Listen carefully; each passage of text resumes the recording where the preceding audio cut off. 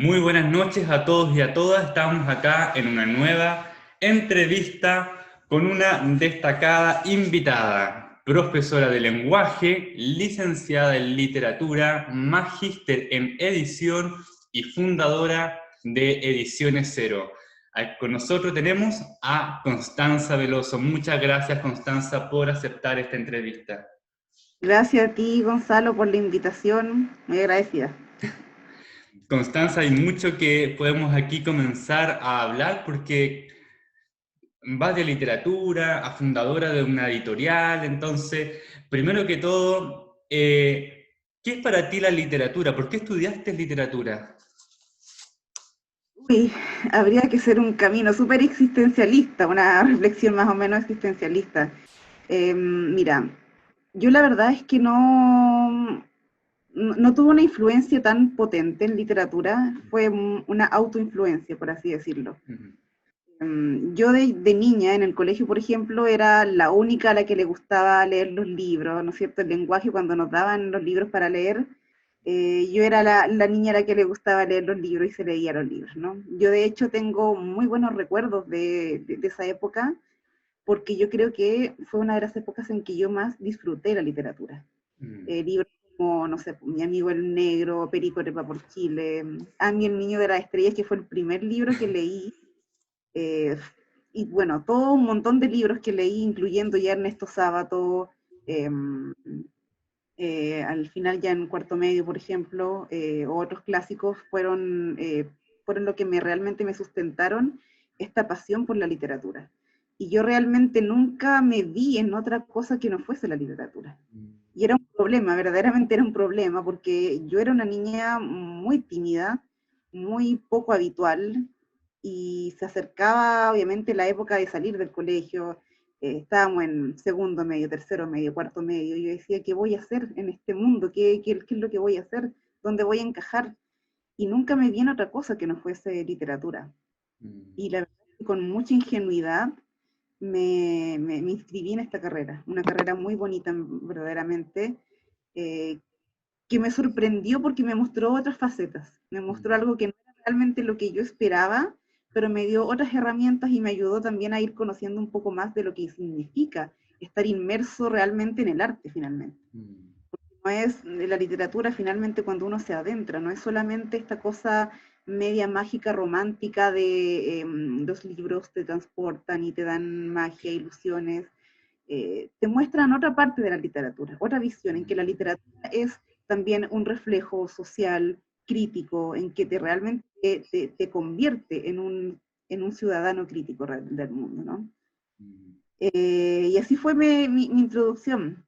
Cuando yo llegué a la carrera de literatura, me encontré con que muchos de mis compañeros venían de familias en que eso se fomentaba. Tenían papás que eran lectores o escritores o editores incluso, y ese no era mi caso realmente. Yo nadie me dijo, tú vas a leer una cosa que yo misma descubrí y que yo misma me fomenté. Entonces hubo mucho bien en que lo que yo tuve que prepararme, formarme, estar a la altura también de pares, ¿no es cierto? Y fui formándome harto en eso. Ese es como el valor que tiene la literatura para mí. Y bueno, junto con la literatura, yo siempre pongo al anime y al manga porque para mí también son tipos de literatura. Y que también obviamente fueron tremendamente influyentes. Constanza, cuando tú hablas que en ese tiempo disfrutabas la literatura, ¿qué pasó? ¿Cuál fue ese cambio que quizá lo sigues disfrutando, pero me imagino con otra perspectiva, con otra visión? Sí, fue ese cambio que te comentaba de cómo ya la formación formal, valga la redundancia, te cambia la perspectiva. Entonces, ¿qué pasa? Que yo estaba acostumbrada a leer más por placer, por tener Mm. esta visión un poco más romántica de la literatura, ¿no? Mm. ¿Y qué pasó? Que en la universidad me encontré con la parte más crítica, con la parte más social, con la parte más política, que Mm. también es fascinante, porque también te ayuda a comprender otras labores que tiene la literatura y que son fundamentales, de hecho. Mm. Y que desgraciadamente es algo que solo te lo dice la academia, no te lo Mm. dice, espera, desgraciadamente. Y sí me pasó en un momento que me desencanté un poquito con los libros. los empecé a leer con un poco como de con más deber que compasión. Claro. Me desencantó un poquito, Mm, toda esta visión un poco romántica. Pero claro. la recuperé con un autor que es Haruki Murakami, un autor japonés. Me acuerdo que fue el año 2011, así, fíjate, hace 10 años atrás. Mm, Eh, Leí ese libro enorme que es la historia del pájaro que le da cuerda al mundo ya. y me voló la cabeza, siempre lo digo. Y fue una lectura novedosa, fue el primer autor japonés que leí, como Mm, mucho. Eh, y contemporáneo, por supuesto, porque claro. Murakami es contemporáneo, y me fasciné, y nuevamente encontré en él esa cosa rica de leer, eso de qué rica esta literatura, qué rica Mm, esta fantasía de nuevo, esto de salir un poco de mm. lo más social, de lo más estructurado. Pero sí, hubo un periodo de desencantamiento que también me sirvió obviamente para ir nutriendo mi visión sobre la literatura. Constanza, cuando tú nombrabas autores, ¿cierto? Autores que son conocidos en el lado occidente, pero la pregunta iba también en relación con cuándo fue el cambio hacia Japón o hacia el Asia, pero tú comentabas ahí con Murakami, ¿cierto? Pero, ¿qué tenía ese autor? Que uno puede leer, ¿cierto? Un autor de Japón, de China, de Corea, pero después puede volver a leer a sus autores generalmente que son de Latinoamérica o de Europa, no sé, pero te quedaste ahí. ¿Por qué? ¿Qué ocurrió que te quedaste con autores asiáticos para después desarrollar una carrera al respecto? Bueno, mira, la verdad es que tanto como quedarme con autores asiáticos no es tan así. De hecho, Ya, tengo que confesar que me he quedado un poco estancada en cuanto a literatura japonesa en sí. Me refiero a ya. novela, a poesía incluso, que estoy recién comenzando a conocerlo. Pero es muy interesante porque finalmente lo que te pasa es que te das cuenta de que la literatura es variada. Mm, ¿Qué pasa? Que hoy en día, por ejemplo, o sea, todavía hoy en día hay que decirlo, hay mucho prejuicio. Por ejemplo, contra la literatura infantil, la literatura juvenil, ¿no es cierto? mm, Y de hecho muchas de esas críticas vienen de la academia. Pero cuando mm, tú vas un poco más allá y empiezas a leer de diferentes estilos, de diferentes culturas, te das cuenta que realmente no es una cosa de mejor o peor, es una cosa de diferencias. mm, Y cada una de las literaturas te entregan cosas diferentes. Yo me he reencantado últimamente, de hecho, más con lo actual, con lo de ahora, ¿no? Pero mm, Japón tiene una cosa muy particular, mm, una cosa que es tan particular que no sé si la puedo explicar, que tiene que ver con una forma de ver el mundo, de sentir el mundo. De hecho, por mm, ejemplo, si escuchamos canciones japonesas, parte de las letras se enfocan en, por ejemplo, describir un árbol, mm, el viento, el sol, y de pronto cuesta entender eso. Tú dices, mm, ¿por qué se demoran en hacer estas descripciones, ¿no es cierto? Pero te das cuenta después de que eso forma parte de eso, porque es integral, o sea, mm. forma parte de la expresión de los sentimientos de un contexto. Y por ejemplo, cuando leemos a Kawabata, a Yasunari Kawabata, que es hasta la fecha mi autor favorito japonés, te encuentras con una cosa que es más de descripción de estados, más que de Mm, acciones. mm, Eso es algo muy notorio, no en todos los autores japoneses, pero sí al menos en algunos, en Kawabata, por ejemplo, o en Richi Yokomitsu también, en que a diferencia del occidente que te cuenta historias, mm, con procesos, con etapas, ¿no es cierto? Con todo este viaje del héroe que tanto nos enseñan y nos estructuran, la literatura japonesa rompe con eso. No te lleva a un recorrido de acciones, sino que te cuenta estados anímicos adentro incluso. mm. Y bueno, una vez me retaron por hacer spoiler de un libro de Kawabata, pero no lo voy a hacer en todo caso, pero de nieve, y no solo en País de Nieve, en Lo Bello y lo Triste también, por ejemplo, pasa que el final es muy abierto. Es abierto y tú dices, bueno, ¿cómo termina acá? O sea, ¿qué pasó? Esa es justamente parte de la estética japonesa. No interesa un poco esto de contarnos la acción, ¿no? Sino de transmitir un sentimiento o un estado o una situación, de hecho. Y de hecho ellos tienen, en parte de su estética está eso, de dejar que el lector o el espectador del objeto artístico, cual sea quien termine la obra. No te la dan, no te dicen este es el final. De hecho, un dato, eso se relaciona mucho, por ejemplo, con Ranma, que muchas se quejan de ¿por qué no terminan Ranma? ¿Por qué Ranma no terminó? O sea, ¿por qué no hicieron este matrimonio entre Ranma y Akane? Es que no es parte de la cultura de ellos que tenga que haber un final. Se sobreentiende, y de hecho yo creo que hasta nosotros como espectadores occidentales lo entendemos de todas maneras, sabemos lo que va a pasar. Forma parte un poco del capricho del espectador esto de querer seguir viendo más y más y que nos den un final, pero se sobreentiende, no es necesario que nos digan ese final. Y eso es también de la literatura japonesa. Y es algo muy bonito que también te ayuda y de alguna manera te relaja a la hora de pronto de proponerte hacer un libro. Ahora, no es que esas estructuras se rompan, porque si tú quieres publicar en Chile, muchos editores o muchas editoriales te van a decir, no, es que tienes que darle un final, es que tienes que hacer este proceso. Pero sabes ya que hay otro tipo de literatura, donde puedes escribir de otra manera. Y eso también te ayuda un poco a abrir un poco la visión de formas de hacer literatura, que incluyes que pueden ser infinitas posiblemente. Constanza, cuando tú hablas sobre este detenerse en los estados o en la naturaleza, en la literatura, ¿cierto?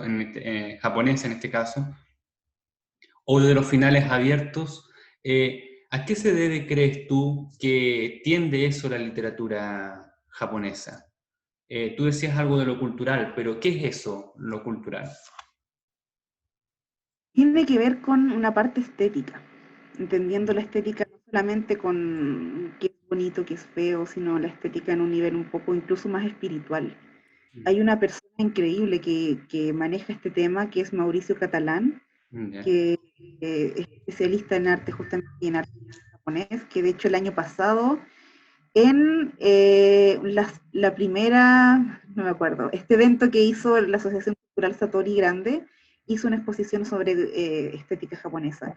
Y tiene mucho que ver con eso. Y es que en Japón todo está unido, la visión del mundo, la filosofía, la estética. Está, por ejemplo, el kintsugi, que es este arte de valorar lo roto, lo que está roto, ¿no? Acá cuando algo se rompe hay que botarlo porque ya está malo, o algunas personas creen que tiene mala energía porque está roto. En Japón no, en Japón te dice que algo que está roto, que está manchado, que está muy usado, tiene un valor precisamente por lo mismo. Entonces, hay que entender, que estas son palabras de Mauricio, que él lo dijo, que para entender Japón hay que un poco darse vuelta al cerebro para entenderlo. Y claro, eso lo menciono porque a lo mejor yo puedo explicarlo o decirlo, pero una persona me va a decir, bueno, ¿y por qué? Porque lo entendemos nosotros como occidentales de otra manera.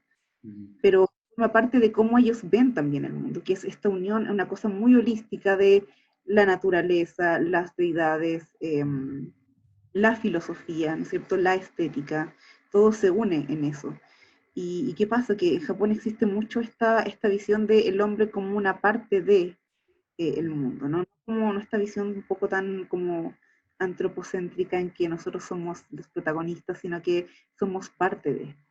Entonces, de pronto, lo que hace el arte es reflejar eso y ponernos a nosotros, los seres humanos o los personajes, como una parte de, no algo que cierra, no algo definitivo, sino como algo que forma parte de algo mucho más grande.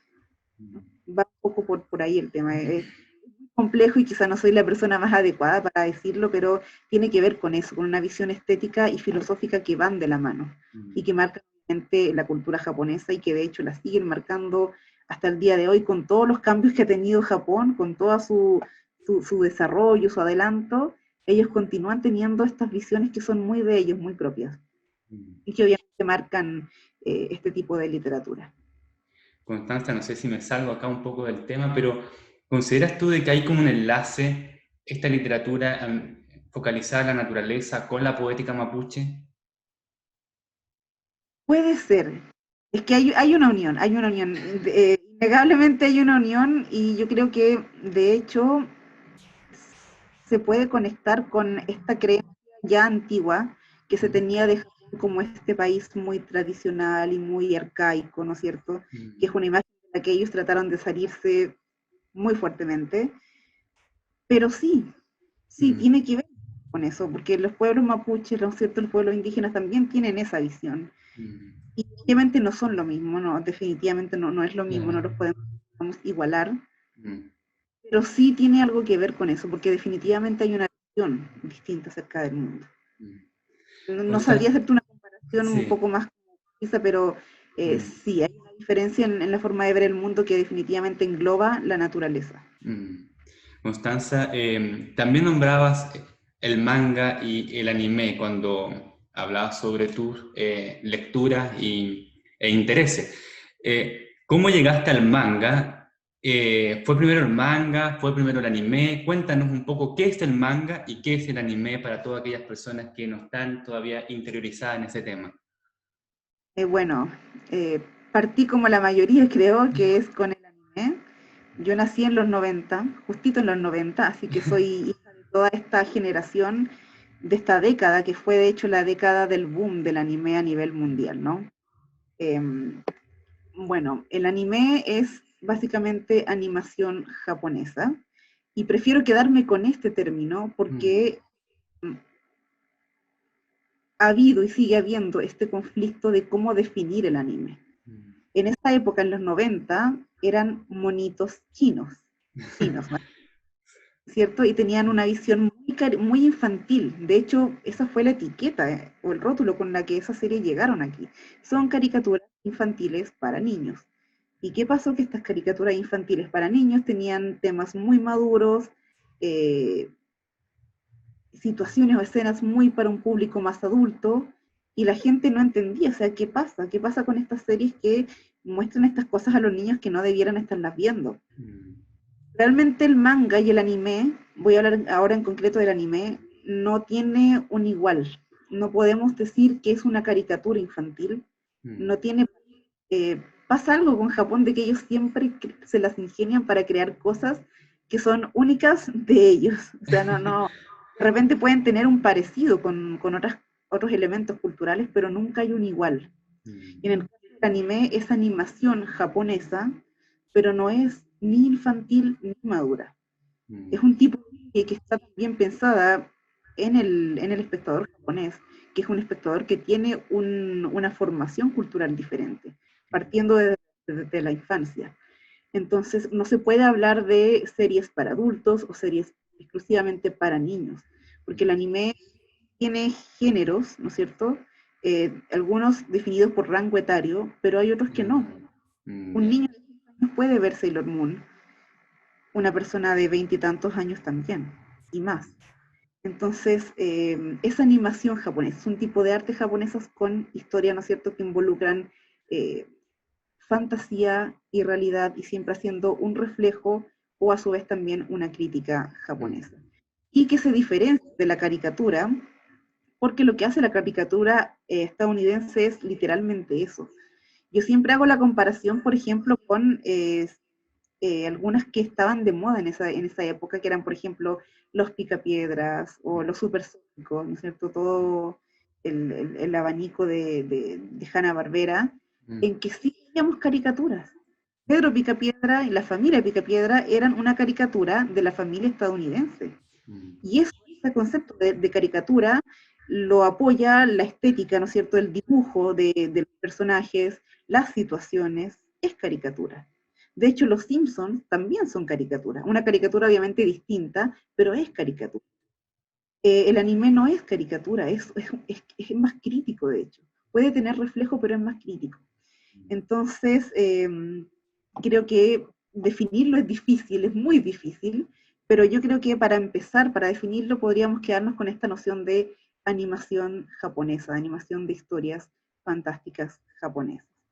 Y por supuesto está también el manga, que es un poco el antecedente de, del anime, no en todos los casos, que Ya. son estas versiones impresas, ¿no es cierto?, que involucran ya el trabajo visual con el textual, que tampoco es un cómic.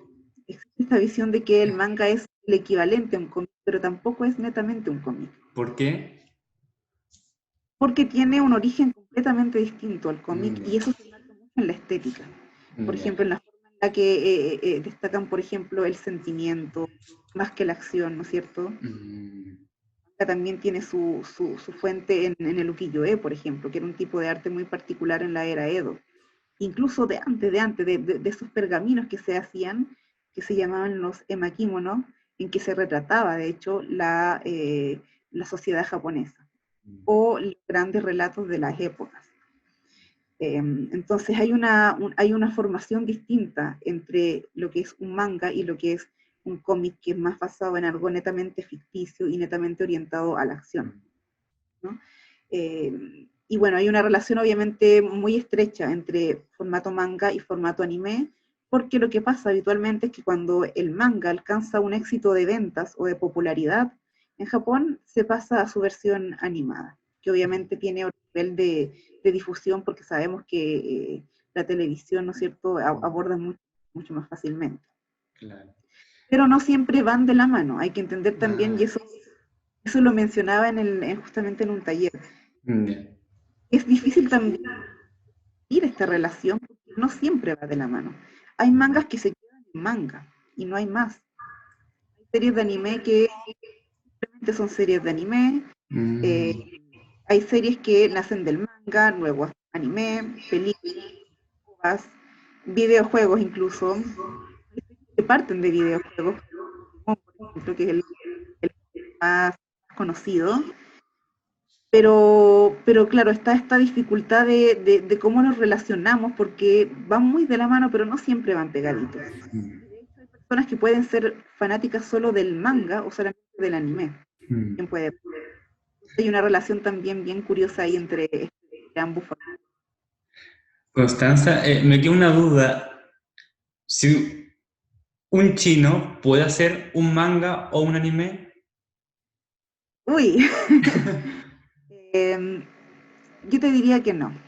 Te Mm. diría que no, porque para hacer manga tienes que ser japonés, porque el manga es estrictamente algo japonés. Mm. Ahora existe en Corea, por ejemplo, está el manga, que es un Ya. equivalente, y los chinos también tienen su versión. Ah, Pero ya. el manga es algo netamente japonés. ¿Por qué? Porque involucra demasiado esta estética filosófica japonesa que mencionaba al principio. Mm. Claro, ¿qué pasa? Que aquí en Chile, por ejemplo, yo creo que en muchos países Mm. occidentales, hay un montón de personas que están muy influenciadas por el dibujo y la estética japonesa, Sí. que tratan de imitar los dibujos, Mm. estilo de dibujo, ¿no es cierto? Y está bien, podemos hacer eso, podemos hacer Mm. fanart, pero hacer manga, hacer un verdadero manga, hay que ser japonés. O sea, podemos caer incluso en lo que me preguntabas antes.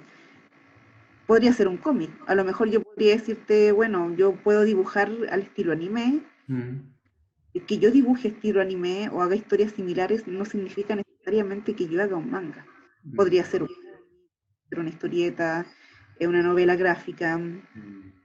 El manga es una cosa muy estrictamente japonesa. Y yo creo que es importante para las personas que se apasionan por Japón o que quieren conocer Japón, que esto también lo mantengan muy en claro. Porque hay personas que tienen esa fantasía de yo voy a hacer un manga y voy a hacer un mangaka. Realidad, sentido de realidad, ¿no es cierto? El manga es un producto de cultura propiamente japonés. Y romper esa barrera sería Mm. dificilísimo. Hay que ver la vida con los ojos de una persona o la mente de una persona que tiene formación de cultura japonesa, ¿no? Mm. Así que mi respuesta sería no. No puede un chileno o ninguna persona que no sea japonesa mangaka. Oye, Constanza, en este mismo sentido, ¿cierto? De las dificultades que puede tener una persona, primero para entender directamente el anime, ¿cierto? Esto que hablas tú de si es infantil, juvenil o para adultos. Y también sobre la imposibilidad de hacer un manga, por ejemplo, un chileno, de lo que realmente es un manga. ¿Y qué problema también, si es que existe algún problema con las traducciones o el doblaje del anime en español, logra realmente sintetizar el espíritu en japonés o simplemente llegamos como a la cubierta? Me encanta esa pregunta porque me encanta ese tema. El tema de eh, el doblaje en el anime. ¿Te refieres al doblaje en anime, verdad? Claro, el doblaje o puede ser las traducciones también de los mangas. Me parece tremendamente interesante, pero sí creo que son temas distintos. Ya. En el tema del manga yo creo que puede haber habido, o quizá no, realmente, quizá una mejora, Mm. porque creo que hoy en día hay más personas que hablan japonés. De hecho, creo que estamos en una época boom de personas que quieren aprender japonés.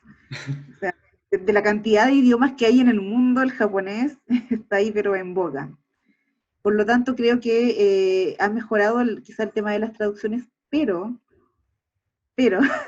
hay que tomar en cuenta que no todas las editoriales traen manga. ¿Y qué pasa? Que tenemos editoriales muy marcadas que traducen y divulgan, ¿no es cierto? O traen estas traducciones a los países de habla hispana. ¿Y qué pasa? Que como el habla hispana es tan diversa, se crean estos problemas que no son propios solo de la traducción de manga, sino de la traducción en general.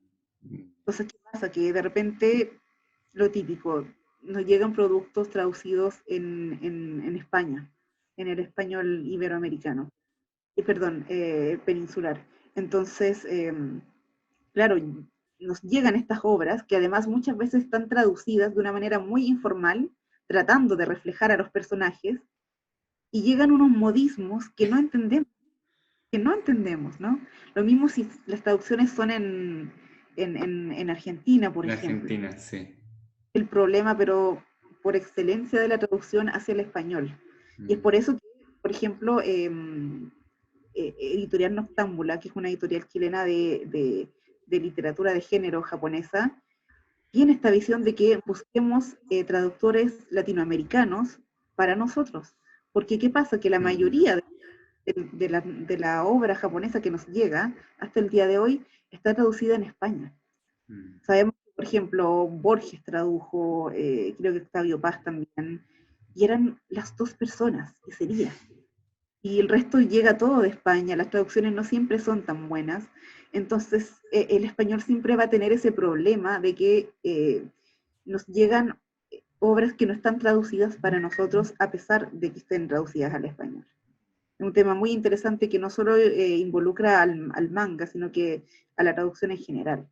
Y el tema del doblaje a mí me apasiona muchísimo porque creo que el doblaje es clave en todo lo que el anime ha generado en nosotros.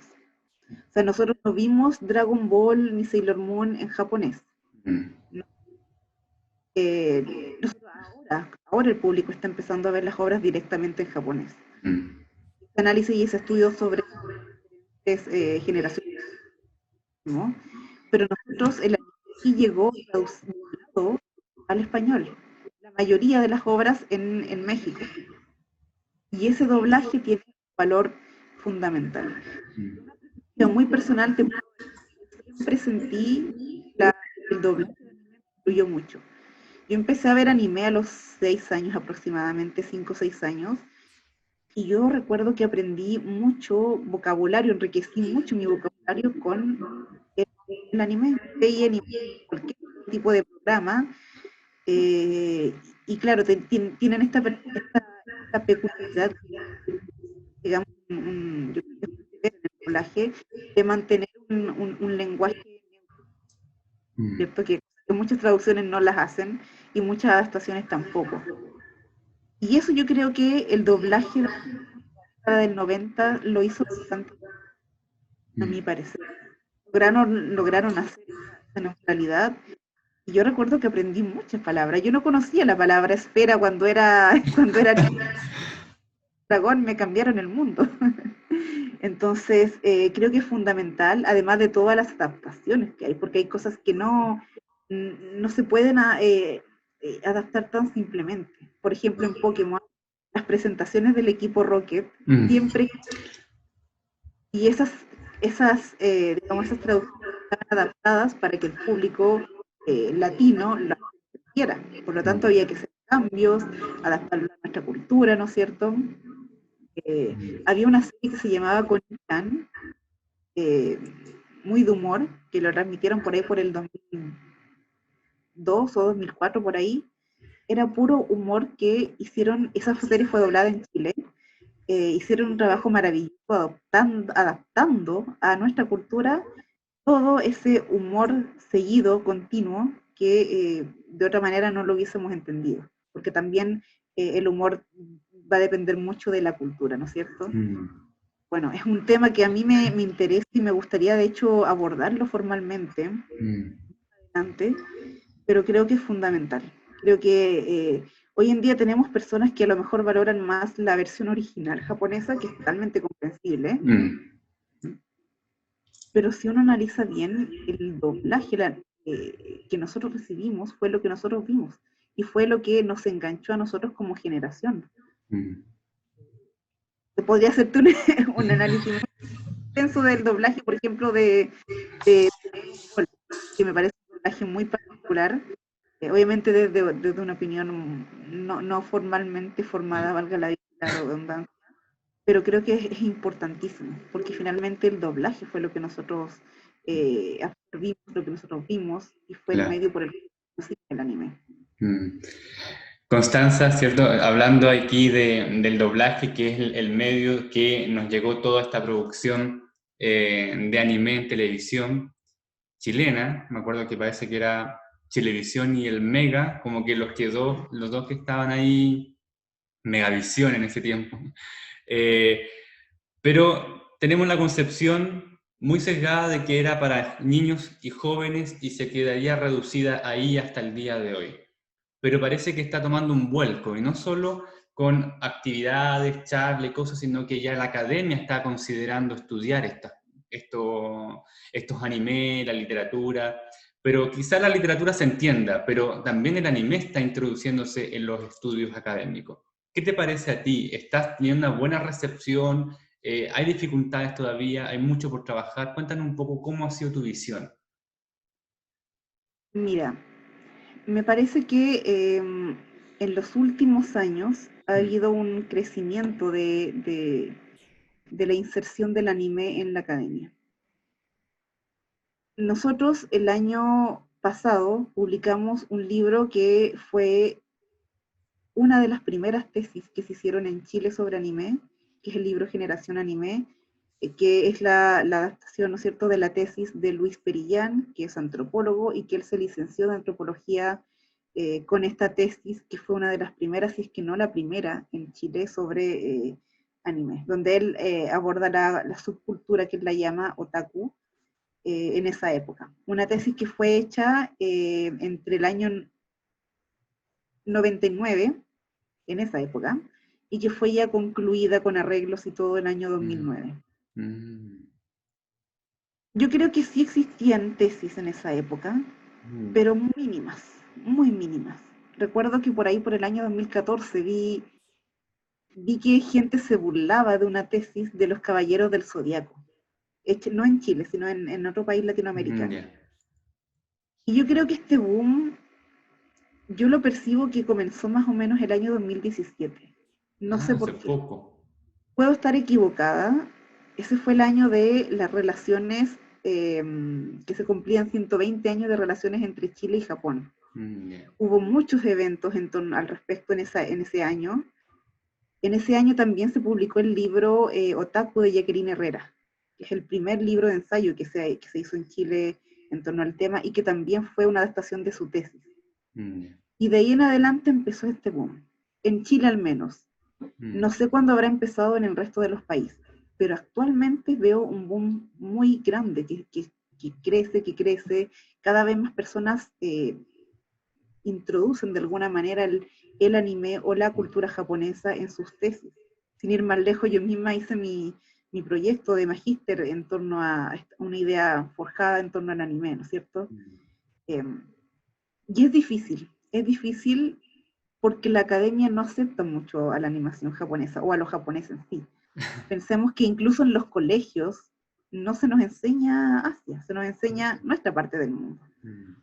Entonces, y sabemos también que la academia tiene sus reglas, sus temáticas importantes.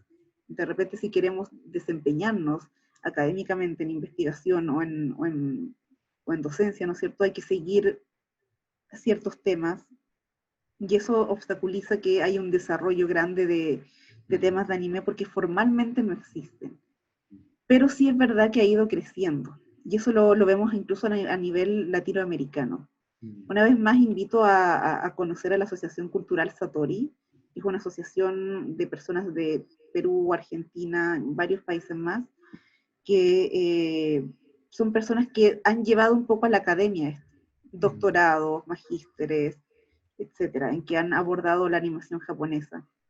Hace poco hubo una chica que hizo una presentación muy buena de Shingeki no Kyojin, el ataque a los titanes, y que ella es conocida por haber hecho una tesis muy extensa en torno a Naruto, a la serie de Naruto.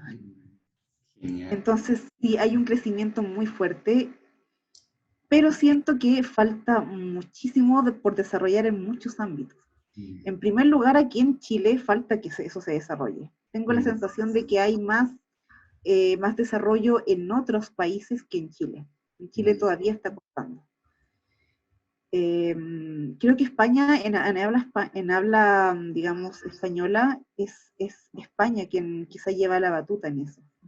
Ellos hacen, de hecho, creo que tienen la Universidad Complutense de Madrid, creo que tiene, de hecho, una especialización. Hace poco hubo un curso, incluso en mitología japonesa, y ellos ya llevan a un nivel más formal el estudio de los japoneses. Y en el resto de Latinoamérica sí hay un crecimiento, pero en Chile todavía falta. El problema que veo es que hay quizás como una obsesión por llevar esto a la academia, ¿no es cierto? Es un problema más o menos grande porque la academia es necesaria, ¿no es cierto?, para formalizar justamente los temas. Pero sabemos que la academia también está muy separada de la cultura general. Y no nos sirve eso, no nos sirve. Es un poco como cuando hablamos, por ejemplo, del teatro o de la alta cultura, por así decirlo, o de las grandes novelas, ¿no es cierto?, que hay esta división, ¿no es cierto?, que hay personas que no van al teatro, que no leen esta literatura, que no la pueden leer. Y no podemos salir de esos límites, ¿no es cierto? Y creo que corremos peligro en llevar al anime a ese punto. Que yo creo que no es lo ideal porque el anime llegó como cultura popular, es un elemento de cultura popular y que ha tenido una influencia tremenda en la cultura popular chilena y latinoamericana. Entonces la idea es que esto se entienda. Yo cuando mi forma de ver el anime es pensar justamente en el impacto que el anime ha tenido a nivel cultural. No desde la academia, que obviamente es importante analizarlo, sino en la práctica, en la cultura misma. Nosotros vimos, por ejemplo, en el 2019, cómo muchos manifestantes se apoyaron en imaginería de anime para su manifestación. Vimos la subcultura otaku, ¿no es cierto? Varias tribus urbanas que tenían relación con este tema y fueron fenómenos muy poco entendidos y criticados, ¿no? Y criticados a un grupo de personas que eran jóvenes, que también necesitaban ellos mismos a lo mejor comprensión, entendimiento, ¿no es cierto? Y hasta el día de hoy existe esta visión de estas series no son aptas, no son adecuadas, o son infantiles, o son demasiado atrevidas, ¿no es cierto? Entonces creo que lo importante es que la gente entienda eso, que la población entienda eso. Y si lo llevamos en exceso a la academia, eso no va a suceder. Entonces creo que hace falta una reflexión un poco más al respecto.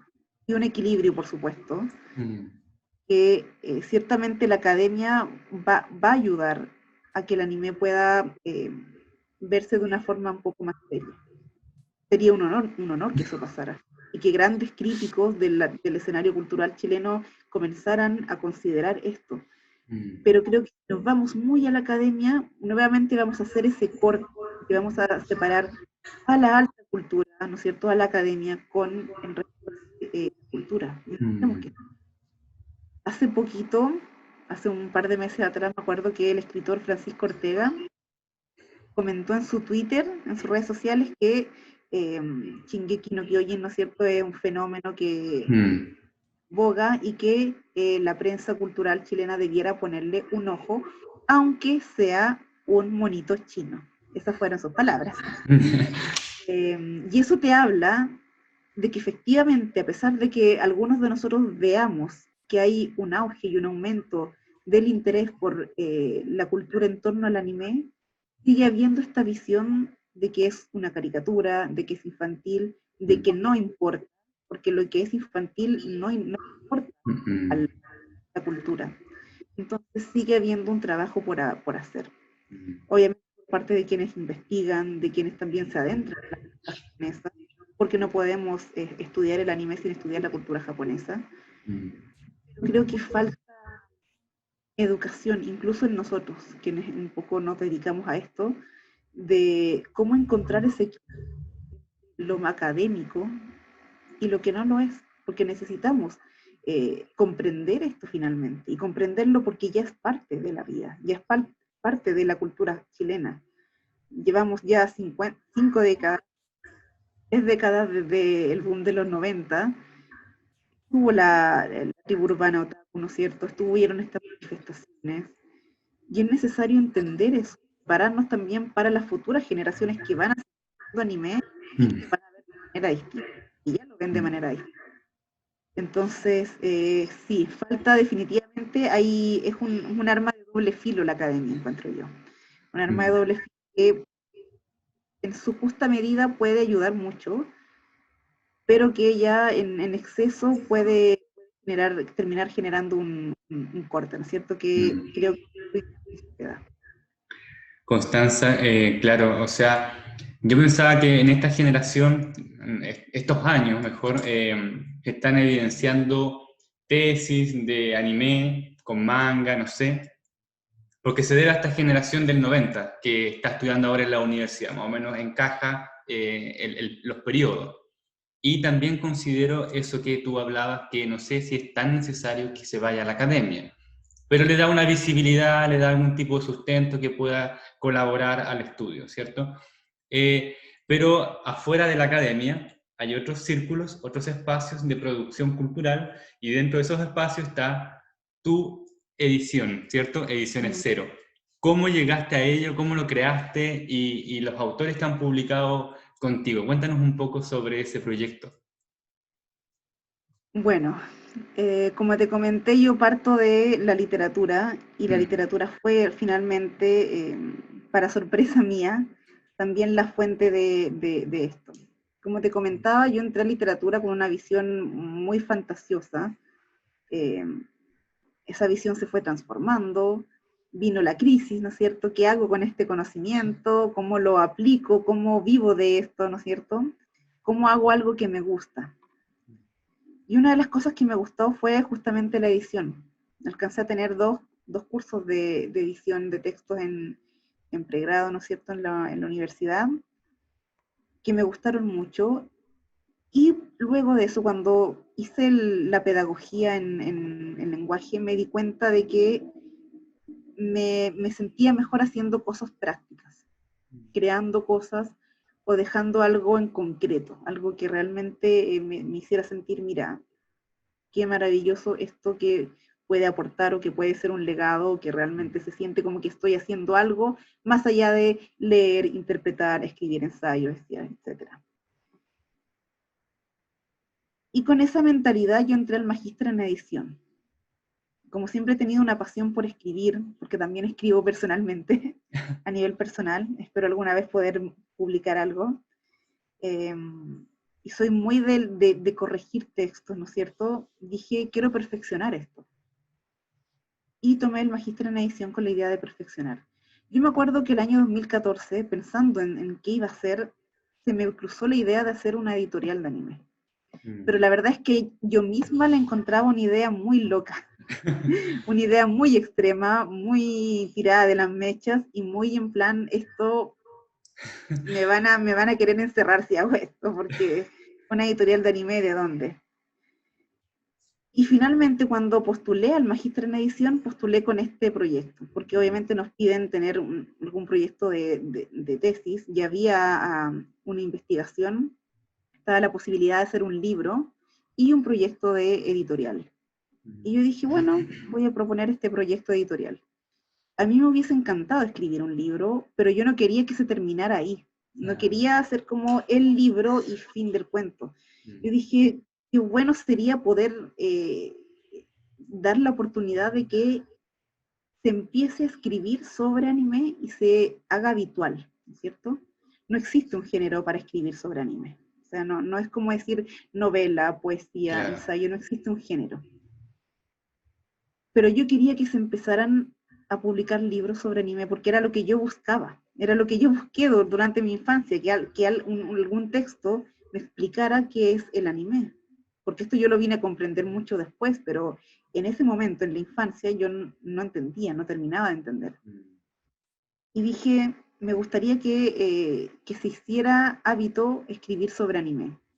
Y postulé esta tesis pensando que no me la iban a aceptar, y para mi sorpresa sí me la aceptaron.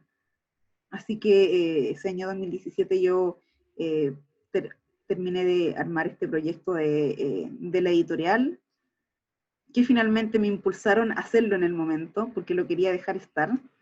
Hay muchos contras en la idea de hacer una editorial de anime, ¿no es cierto? Partiendo porque no existe un género, como te comentaba recién.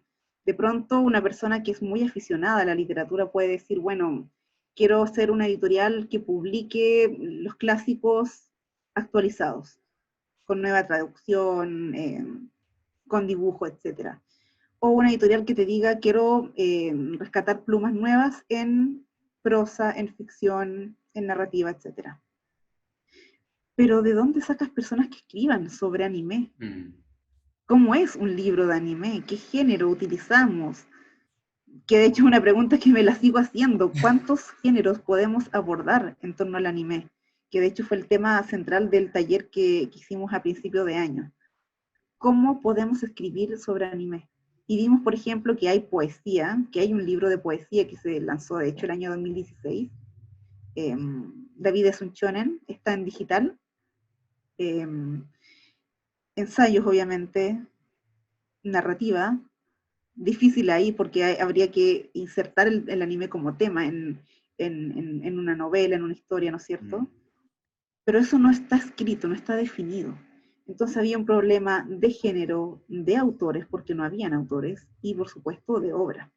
Yo me acuerdo que al hacer el proyecto pensé en algún par de personas que habían, ¿no es cierto? Que ya tenían obras. Mencioné, por ejemplo, a Laura Montero, que es autora española que hizo estos libros sobre Ghibli, estos maravillosos libros muy completos sobre Estudio Ghibli, Fito Manga, que también se manejaba mucho en el tema, pero no había más. Y yo necesitaba probar eso. Y eso me llevó un poco a conocer a Paulo Delgado, que fue quien hizo el libro El Sal de Aichenlong. Y bueno, con este libro que se ve al revés, eh, Lo veo pudimos bien, lo empezar, ¿no veo es bien. cierto? ¿Sí se ve bien? Sí. Yo lo veo al revés, pero bueno. Con este libro, ¿no es cierto?, inauguramos la editorial. Bien. Sí, porque dije en ese momento, para entender el anime, tenemos que también abordar la cultura japonesa, ¿no? La idea es que esto se comprenda. Mi visión en el proyecto de la editorial es eh, otorgar comprensión.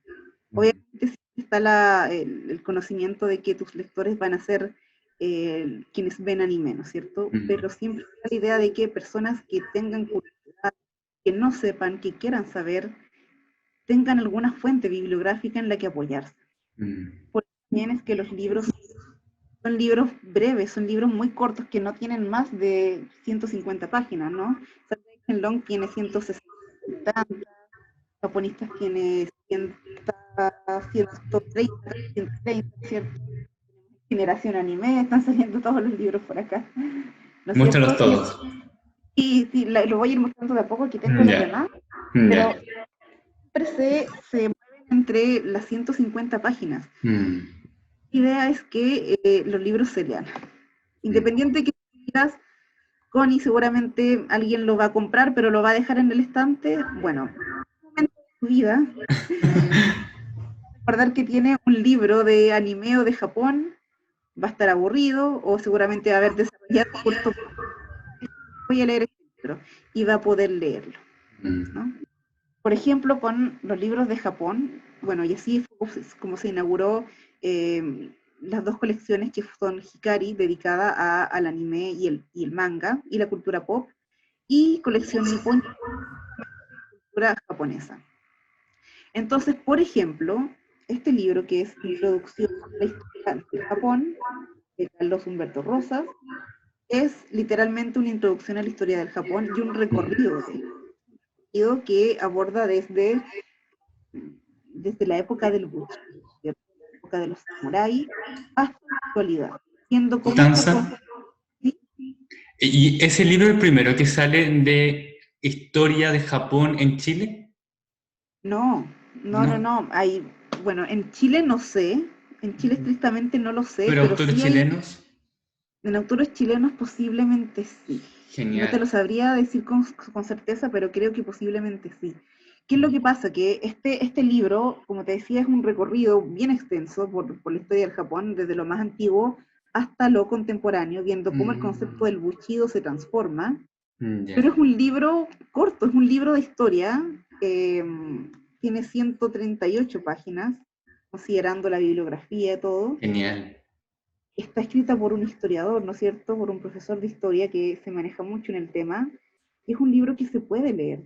¿Y Mm, por qué te menciono esto? Porque nuevamente entramos un poco en el conflicto de para quién publicar estos mm, libros, quiénes lo van a leer, porque libros de historia los hay muchos y de historia japonesa de hecho también. Obviamente no son libros que se promocionen mucho y ese es precisamente el problema, que esos libros en primer lugar están orientados a un público estrictamente enfocado en lo japonés. Expertos, integrantes de Alada, por ejemplo, eh, e historiadores, personas que tengan una mm, formación, valga la redundancia formal, en estudios de Asia, de Japón, ¿no es cierto? mm, Pero ¿qué pasa? Que son libros enormes, libros de 500 páginas o más. Y mm, esos son libros para la academia, esos son libros que van a leer los historiadores, los académicos, los profesores. mm. Y no era ese el propósito que yo tenía, ni es el propósito que tengo, de hecho. La idea es que cualquier persona, pensando sobre todo en los que a lo mejor les cuesta leer o tener el hábito de leer, Mm.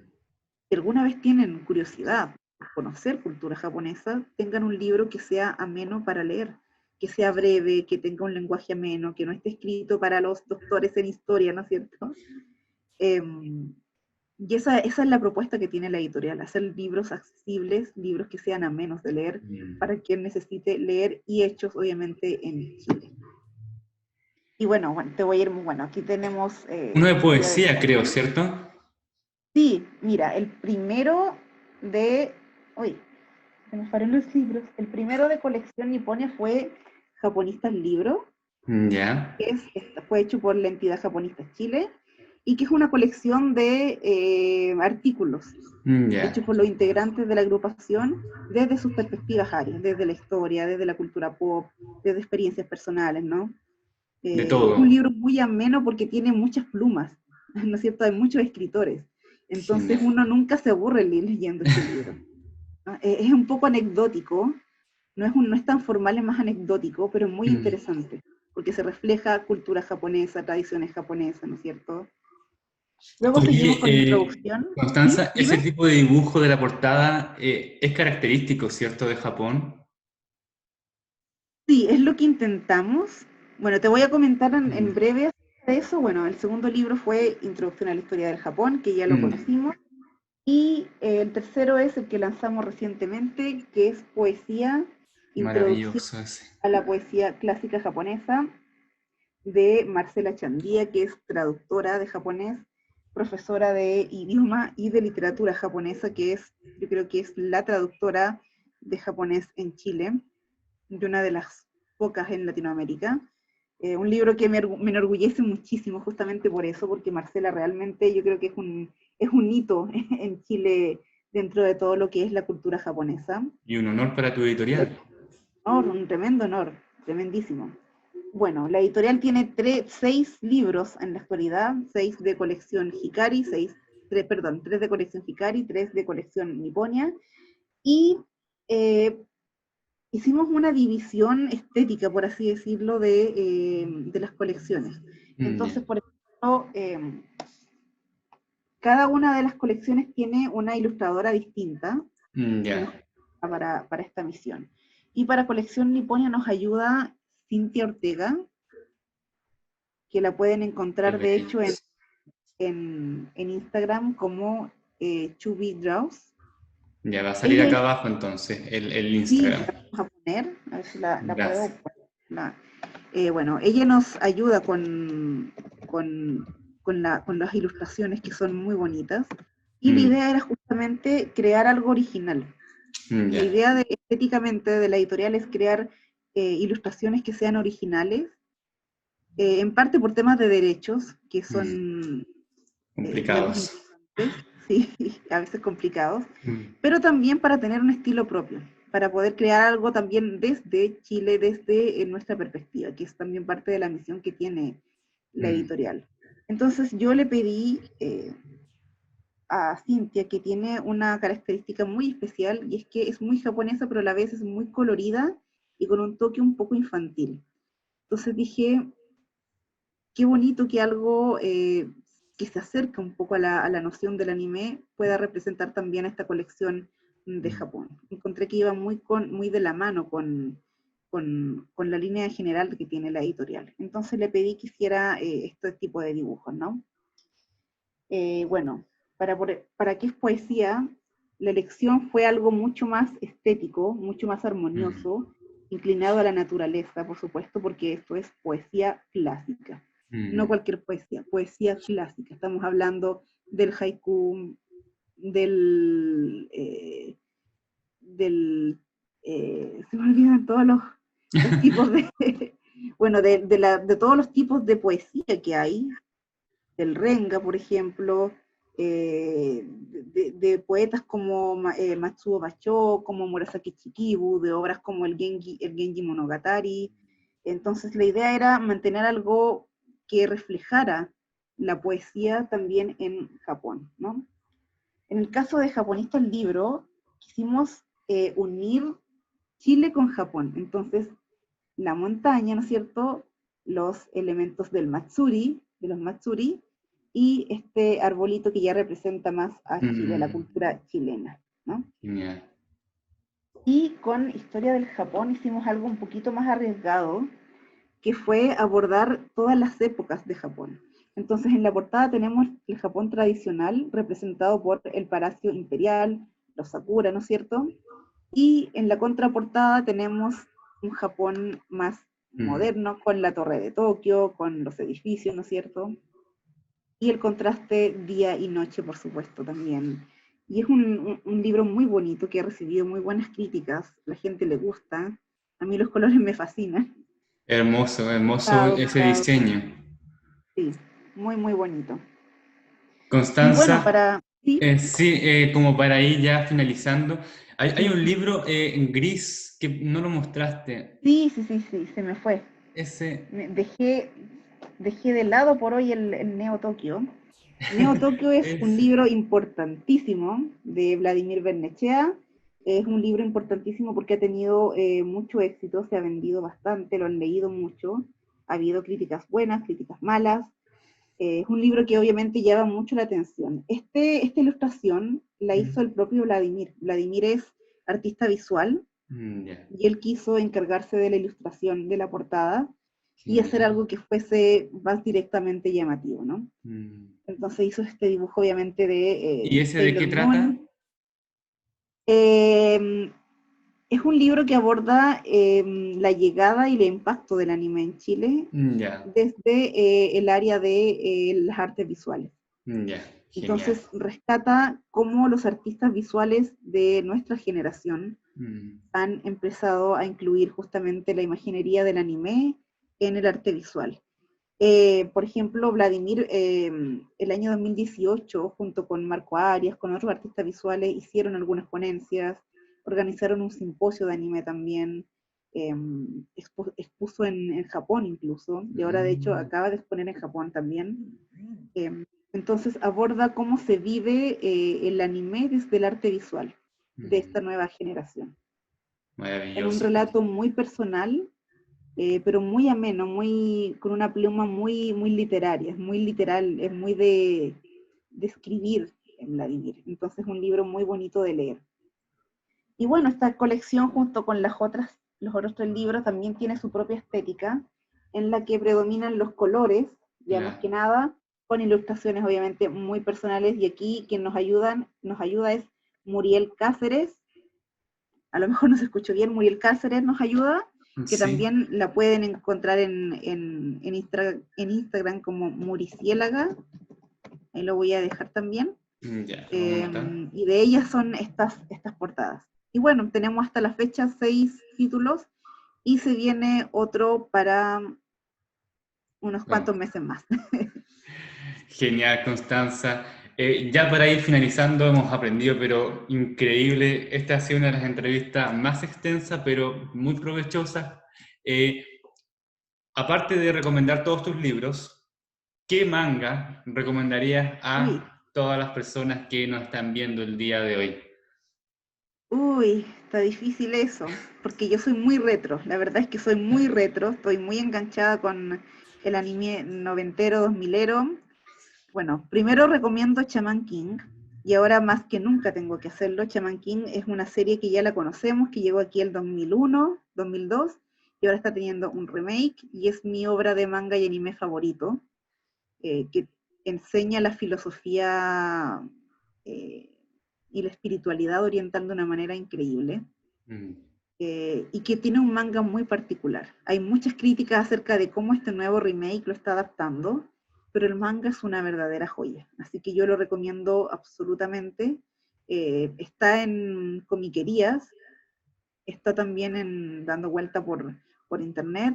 El manga de Shaman King es una joya, y la obra de Hiroyuki Takei, que es el manga, en general la recomiendo porque es el autor que se dedica a temas espirituales mm, y los aborda en géneros shonen, que es lo más maravilloso de todo, porque hacer un shonen espiritual es una cosa un poco extraña, y Shaman King fue un manga bastante adelantado a su época. Entonces siempre lo recomiendo muchísimo. Y recomiendo también a Junji Ito, que es un mangaka de historias de terror, que lo he descubierto hace poco, a raíz justamente de un libro, ya les voy a poder contar un poquito más después, pero a él lo recomiendo para conocer terror japonés, Junji Ito. mm. Eso, por Eso ahora. fue. Muchas gracias, Constanza. De verdad, muchas gracias Gracias por a todo lo que ti. nos ha enseñado el día de hoy. Espero que nos volvamos a encontrar para que hablemos más temas sobre manga, anime y tus libros, ¿cierto? Sí, muchas gracias, yo feliz, y perdón si me extendí mucho, suelo extenderme un poco cuando hablo, perdón, pero yo feliz de conversar en cualquier otra instancia, así que gracias infinitas a ti, y ojalá podamos volver a conversar, me encantaría. Muchas gracias, Constanza. Nos vemos entonces en una Nos nueva vemos. entrevista acá en Wave. Muy buenas noches a todos y a todas. Nos vemos en una próxima ocasión.